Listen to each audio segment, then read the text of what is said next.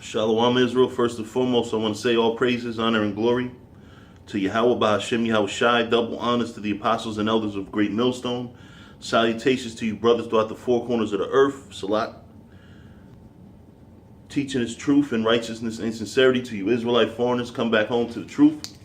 To those that passed away serving the Lord, the dead in Yahweh Shai shall arise first. All right, I want to do this video to, it's a history book. Once again, we're going back into the history. Black Indians, a hidden heritage. All right, and if you can see, if you look into it, this is a classic book among the nation of Israel. You know what I'm saying? Like, anybody, like, you go back, this isn't one of those hidden gems that I had to find on my own. This is a book that was recommended to me almost from the time I came into the truth. All right, so I just want to start.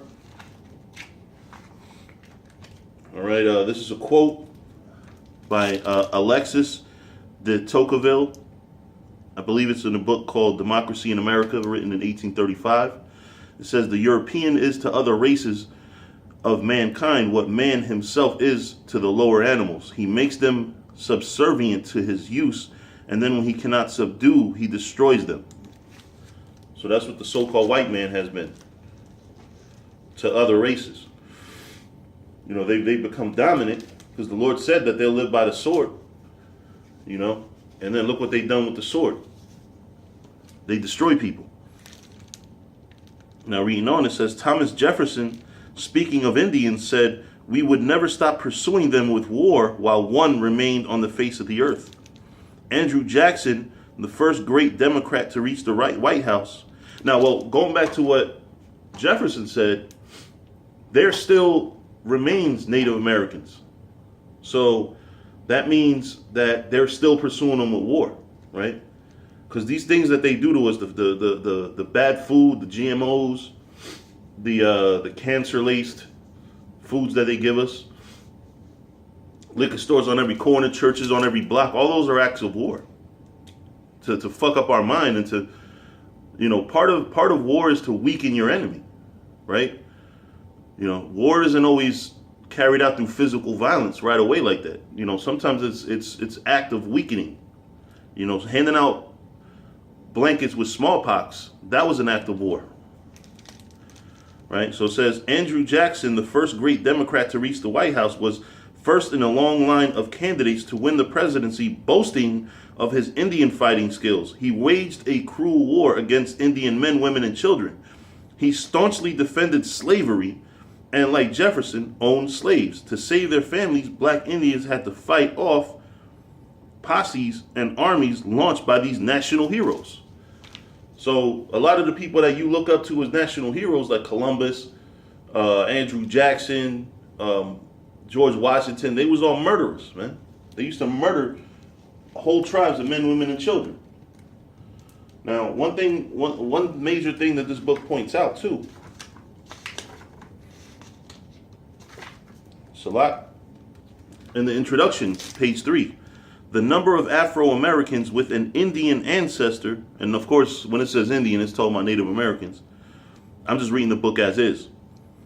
Was once estimated at about 1/3 of the total. In Latin America, the percentage is much higher.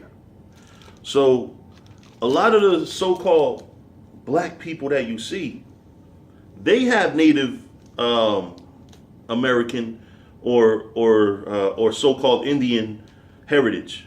And I'm not saying necessarily it's the father or the mother side, but the fact that they have, it's 1/3 of them. That's a lot of them. There's a lot of so-called Negroes walking around here that are really Simeon or Manasseh or Gad or Reuben, and especially it said in Latin America, the percentage is much higher.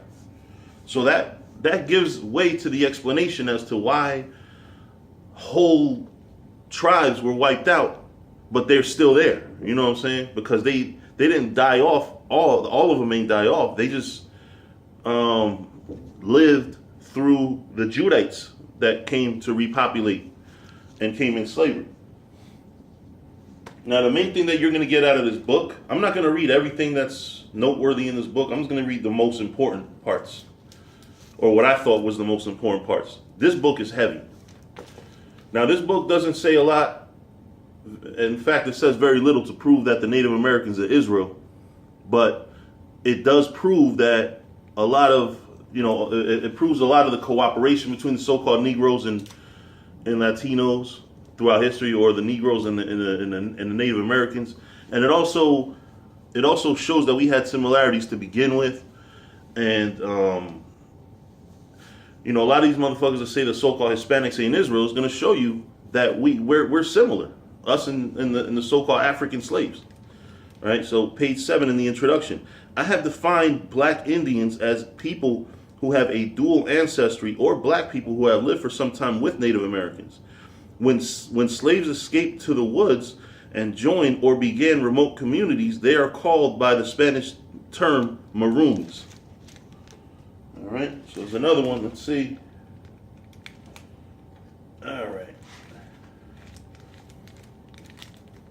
Slaves in Ulster, this is page 10, in Ulster County, New York, planned a massive armed rising. This is so-called Judites, or Judah. Perhaps they had heard the exciting patriotic talk about liberty and independence. Their liberation plot involved slaves in Kingston, Hurley, Marbletown, and upwards of 500 Native Americans. On the snowy night of March 5th, 1770, Crispus Attucks, a black native, it says Natick Indian, stepped dramatically into U.S. history in Boston. He was the first to fall in the Boston Massacre. All right, it says Paul Cuffey, a Dartmouth Indian with African parentage, became a wealthy merchant and ship owner in early Massachusetts. All right, Langston Hughes was another black person who was really, he traced his family tree back to Pocahontas. Let's see. This is page 12. Two colonial Brazilian black Indian communities were commanded by African women. And another African maroon settlement in 1826 in Brazil was ruled by a black woman named Zephyrina, who successfully led her forces against towns and plantations in Bahia. Now this is important because this is where we get the legend of the Amazons from. All right.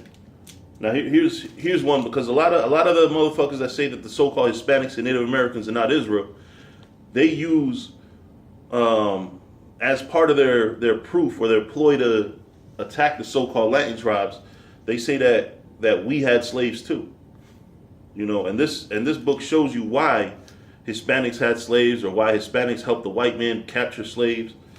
It's not justifiable, but you see, you can tell the white man used us against one another. It says whites turned Indians into slave hunters and slave owners.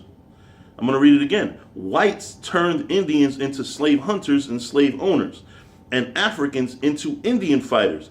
Light-skinned Africans were pitted against dark-skinned, free enslaved black Indians against pure Africans or pure Indians.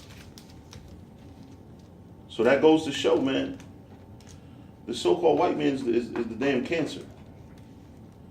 He's the damn cancer, man. Moving on, I'm going to go to page 24. I'm going to skip around a little bit because right now I just want to do a history lesson on the way, we cooperated with one another. Because you got to think about it. This is a people that's been in the northern hemisphere or in the western hemisphere for over 2,000 years.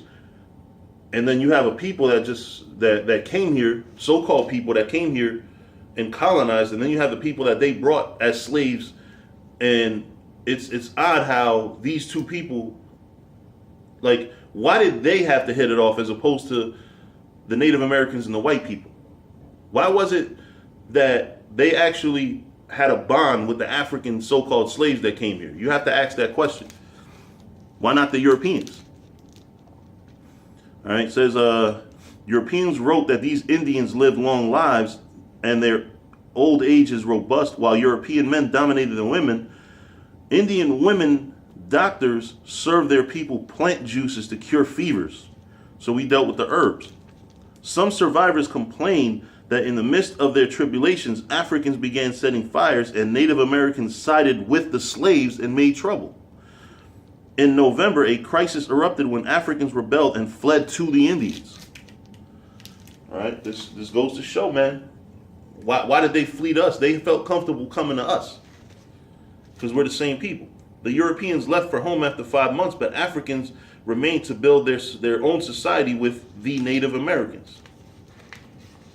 Check that out. All right, now this is going into Columbus. Next, the two peoples began to discover they shared some vital views of life. The two peoples, talking about so-called Native Americans and the Judite slaves. Family was of basic importance to both, with the children and the elderly treasured. Check this out. Religion was a daily part of cultural life, not merely practiced on Sundays. The Europeans practiced religion on Sundays and all types of shit the rest of the week. You know, we were religious every day of the week. So-called religious. Both Africans and Native Americans found they shared a belief in economic cooperation rather than competition and rivalry. So instead of pitting people against one another to make more money and create more poor people, they believed in a cooperative economic system. So instead of you know, I try to make all the money and fuck everybody else, you know, we try to make sure everybody eats. You know what I'm saying? Now check this out. This is another big fact. The 80 million Native Americans alive in 1492 became only 10 million alive a century later. So in 100 years, they killed 70 million Native Americans. But it could have been killed more than that. Because remember, in 100 years, people are born, people that die, killed. But the 10,000 Africans working in the Americas in 1527 had by the end of the century become 90,000 people. Now, of course, you could say that they were fruitful and multiplied, but for an 80,000 person growth, that's not very likely to just be because of that. You also have to factor in that the Native Americans were starting to mate among them too, and children were coming out looking like Judites as opposed to natives, right? In 1519, when the Spaniards arrived, Mexico had a population of 25 million Indians. By the end of the century, only 1 million were still alive. So they killed over 24 million so-called, Issachar. By 1650, Mexico alone had an African Indian population, some with white ancestry, of 100,000. So some, the Spaniards were mixed in there. We know that there's Spaniards, or that there were Spaniards among us. You got Spaniards out there. Shit, a lot of you motherfuckers that's so-called black are fucking European. You can be dark as my fucking hoodie and you're fucking European, man. You're a cracker by blood, man. Fuck out of here. You look at me, a lot of y'all look at me with my light skin and be like, oh, that's a cracker. That's not some fucking dirtbag came by the camp a couple weeks ago, knew he was an Israelite, but basically told me in a roundabout sense, and it had to be roundabout, basically told me to fuck myself because I wasn't so-called black. You know what I'm saying? A lot of you black people are fucking white people too. White ancestry, you just got dark skin. Chocolate-covered crackers and shit. But anyway, reading on page 33. On Christmas Day, African and Indian slaves on a plantation owned by Diego Columbus rose and murdered their masters and overseers. Nearby Native Americans joined the rebels. The beautiful island of Santo Domingo shook with the first recorded slave rebellion in the New World. So this could have been Levi and Simeon working together. Well, it was. The conspiracy had spread across the sprawling sugar plantations in the weeks before Christmas. But anyway, I'm about to hit my 15-minute mark. I don't want to pass it, so I'm gonna cut the video and restart.